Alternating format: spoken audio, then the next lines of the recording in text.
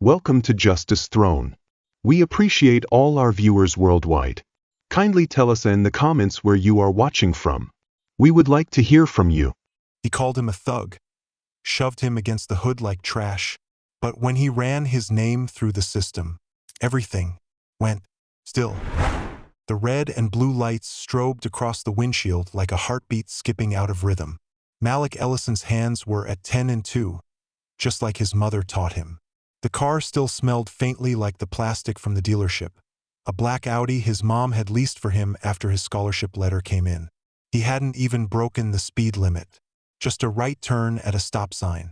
But in the mirror, the patrol cruiser stayed glued to him until the lights flipped on. He pulled over with his chest already tight. The officer approached slow, like the kind of slow meant to rattle you. His flashlight beam bounced across the back seat, then lingered too long on Malik's face. White guy, mid-40s, square jaw, tight lips, the kind of man who didn't speak with his mouth first. License and registration, he said. Not unkind but not neutral either. Malik's fingers moved carefully, his voice even more so. I'm reaching into my glove compartment, sir. A pause, long enough to matter, then a grunt of approval. The leather folder made a soft snap as Malik opened it. He handed the documents through the cracked window, but the officer didn't take them right away. His eyes were scanning Malik's hoodie, the gold scholarship pin on his chest, the clean-cut edge of his fade. That pause again where judgment lived. Whose car is this? It's mine, sir. Calm, practiced. His mom had drilled it into him like a language. Respect without softness. Clarity without ego. Always be smaller than their fear. The officer took the ID at last, squinting. Malik Ellison, he read slowly, like the syllables were tasting bitter in his mouth. His eyes flicked back up. You live around here? Yes, couple streets over. I was just coming from my tutor's. Step out the vehicle. The words weren't loud. They didn't need to be. The street was quiet. Too quiet now. Even the cicadas seemed to have stopped. Malik swallowed. Can I ask why, sir? You got something to hide? The flashlight snapped up like a weapon, lighting up Malik's eyes. For a moment, all he saw was white. He opened the door. The pavement felt warmer than it should under his sneakers. The wind had died, but his shirt fluttered slightly from the motion of stepping out, like even it wanted to disappear. The officer didn't touch him yet, but the space between them shrunk. Not physical, but something else. That unspoken tension of ownership. The officer smelled like stale coffee and sweat, and maybe that was just nerves. Or power. Or both. Put your hands on the hood. Malik obeyed. The metal was hot. Not scalding, but just enough to sting. Like the moment before a burn begins. His fingers spread. A slow breath left his lungs. He felt exposed. Not just physically, but like something was being peeled away from him with every second he complied. A door creaked. Back up. Another cruiser. 2 officers now. One younger, black, maybe 30, standing a few steps behind. His eyes flicked to Malik for half a second before settling on the senior officer. His jaw clenched, but he said nothing. What's he being searched for? The younger officer asked, voice quiet, even. Suspicious behavior, Cutler replied. Malik didn't flinch, but inside something curled up. Suspicious. He thought about the gum wrapper he'd thrown away, the tutoring folder in the passenger seat, the gospel CD his grandmother gave him, still unopened. You mind if I search the vehicle? Cutler asked. Malik turned his head slightly. Yes, sir, I do mind. I haven't done anything wrong. The silence was deep, heavy. The young officer shifted slightly, like he wanted to say something, but didn't. Cutler smiled then, the kind of smile that had no warmth behind it. You got a smart mouth, huh? He said.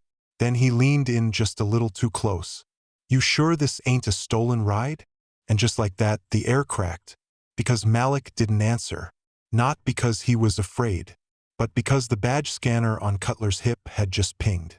And the name it flashed back wasn't just Malik Ellison.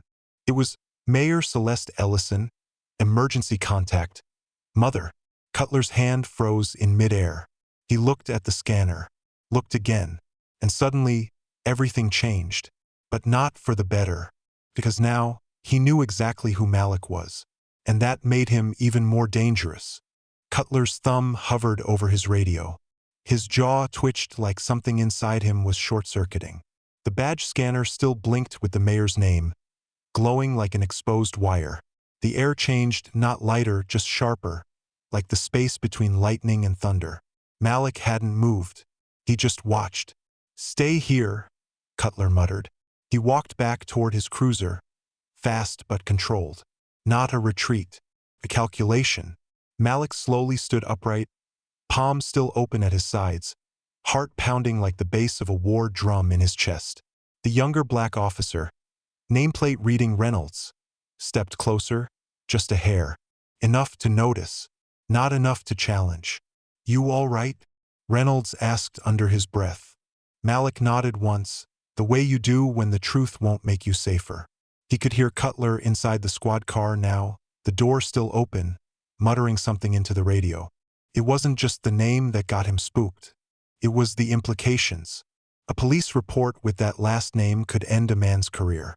But Cutler didn't strike Malik as the kind of man who backed off, just the kind who got meaner in the dark. Reynolds looked toward the cruiser, then back at Malik. "You're her kid." Malik didn't answer. He didn't need to. His silence said everything. Reynolds exhaled, slow, like trying to release heat without drawing fire. His eyes scanned the street. No one out. One porch light on, too far to matter. No cell phone pointed their way. Just shadows. Cutler emerged again, slower this time, composed but tight. His smile was gone, replaced by something worse, a cold neutrality. He walked with the weight of someone who felt cornered but hadn't decided how to lash out yet. "Turns out your story checks out," he said, voice flat.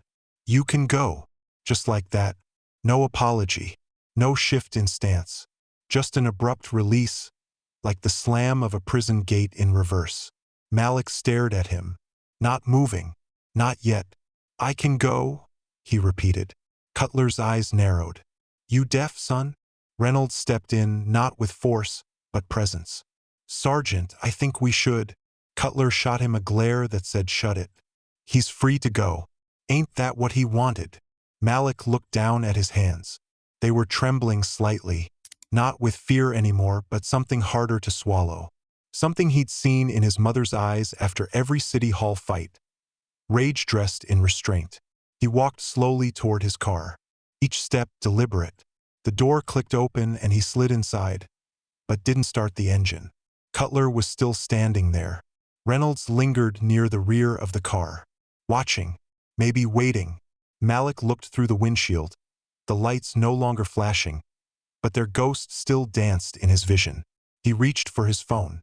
His thumb hovered over the record button. But then he stopped. Something in him said, "Not yet. Not like this." He rolled the window down an inch. "You ever pull me over again?" Malik said quietly. "Recording's already rolling." Cutler didn't flinch. But he didn't smirk either. He just stared. And then he said something no one expected. "You people always think you're above the law." Reynolds stiffened. The air cracked. Malik didn't respond. He just held Cutler's stare. And smiled. Not with joy, but with a promise. Because this wasn't over.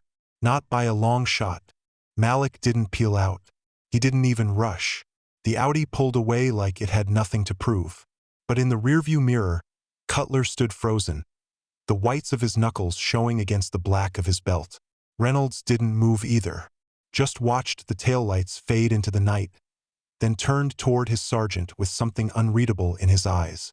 Inside the car, Malik's chest finally released a breath he hadn't realized he'd been holding. The silence in the cabin felt too clean, too quiet. He reached for the center console and pulled out his phone.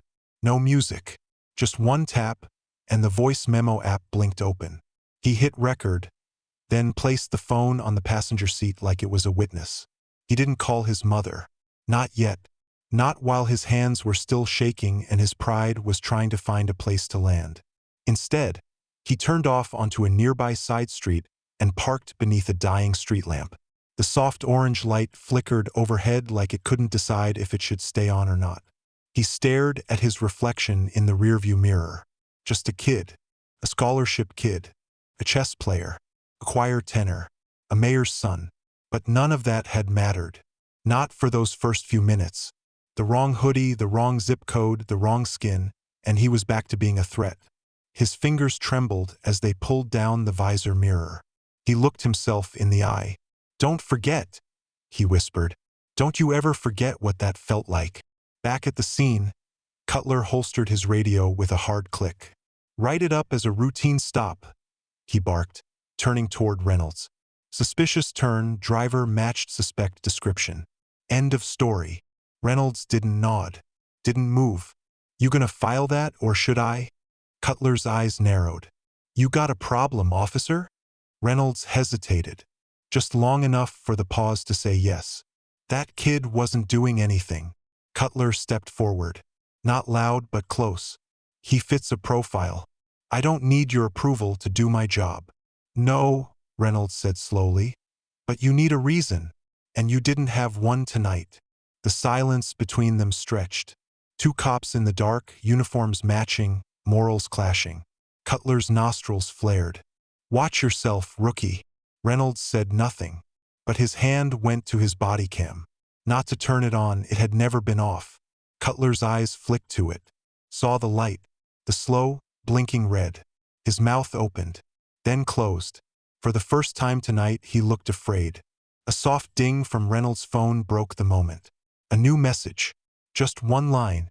"Your stop made it to next door. Someone filmed it. It's spreading." Cutler turned pale. Reynolds looked him dead in the eye. "I'd start writing your report," he said flatly.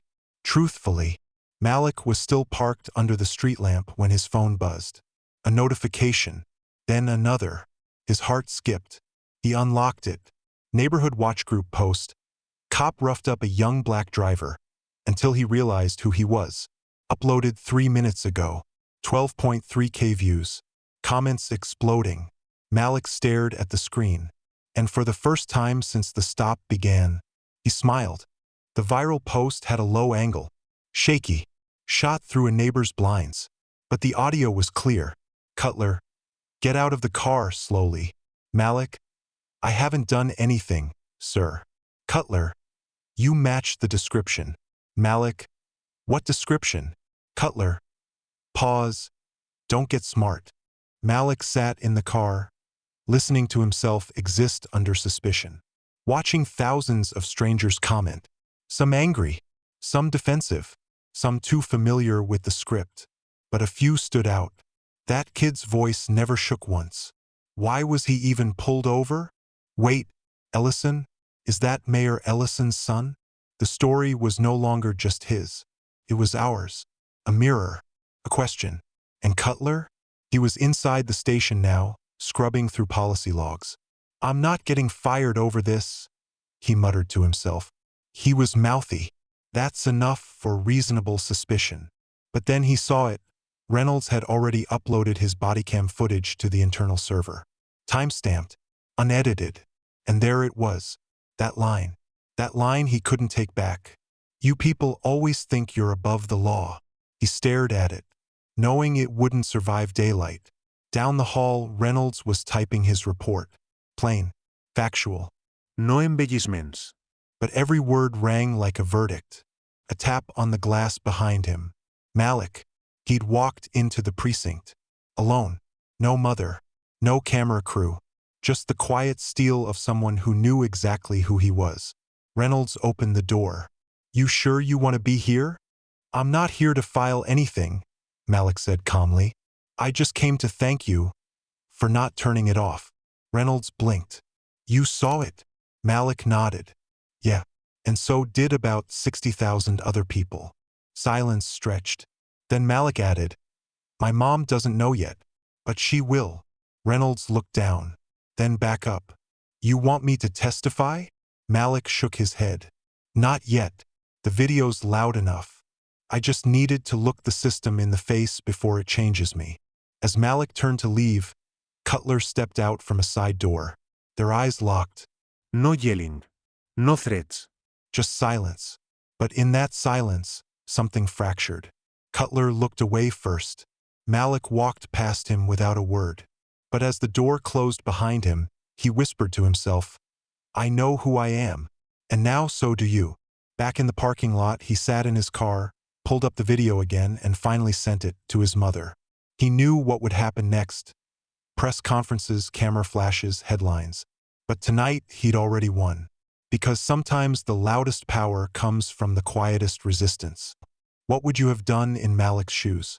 Would you have exposed him, stayed quiet, or made the system watch you walk away with your dignity intact? Drop a comment and tell us, was Malik right to stay calm, or should he have gone louder? If the story moved you, hit that like button. It helps get these stories seen. Subscribe to Justice Throne for more powerful real-life inspired stories. Megaphone, and don't forget to share this video with someone who needs to hear Malik's story. Because sometimes the most powerful legacy is surviving in plain sight